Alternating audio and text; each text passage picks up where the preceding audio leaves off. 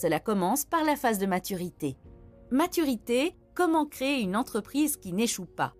Il n'est pas garanti que toutes les entreprises qui passent par l'enfance et l'adolescence atteignent la maturité. Si vous avez de la chance, vous atteindrez peut-être ce stade, mais voici l'essentiel.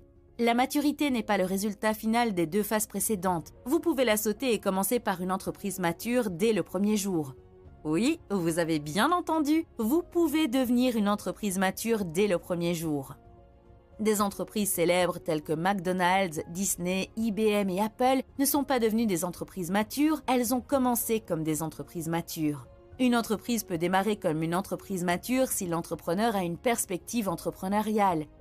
Permettez-moi d'expliquer cette perspective à l'aide d'un exemple. Tom Watson d'IBM déclare « Dès le début, j'avais une idée précise de ce à quoi ressemblerait l'entreprise une fois qu'elle serait achevée. J'avais en tête un modèle de ce à quoi elle ressemblerait, un rêve. Une image. Puis, j'ai réalisé que si nous n'agissions pas de la sorte dès le début, nous n'y arriverions jamais. IBM devait agir comme une grande entreprise avant de devenir une grande entreprise. La perspective entrepreneuriale pose la même question que Tom Watson d'IBM. Comment l'entreprise doit-elle fonctionner? Du point de vue de l'entrepreneur, l'entreprise est le produit et non pas le produit fabriqué par l'entreprise. Cela ne signifie pas que l'entrepreneur ne se préoccupe pas du produit. Il s'en préoccupe, mais il a une approche plus holistique. Voici en quoi les perspectives du technicien et de l'entrepreneur diffèrent.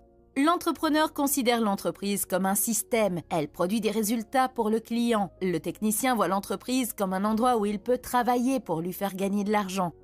L'entrepreneur commence par avoir une vision claire et travaille ensuite à rebours pour faire de cette vision une réalité. Le technicien n'a pas de vision. Il a juste du travail à faire et de l'argent à gagner aujourd'hui. L'entrepreneur voit l'entreprise à travers les yeux de son client. Le technicien voit l'entreprise à travers ses propres yeux. Pour l'entrepreneur, un nouveau client est une nouvelle opportunité. Pour le technicien, un nouveau client est un problème parce qu'il signifie plus de travail. Voici ce qu'il en est. On ne peut pas enseigner la perspective entrepreneuriale à un technicien. N'essayez même pas. Ce dont vous avez besoin, c'est d'un modèle d'entreprise qui permette à l'entrepreneur qui sommeille en vous de faire ce qu'il y a à faire. En même temps, ce modèle d'entreprise doit répondre aux besoins du technicien et du gestionnaire. Un modèle d'entreprise qui répond aux besoins des 3 parties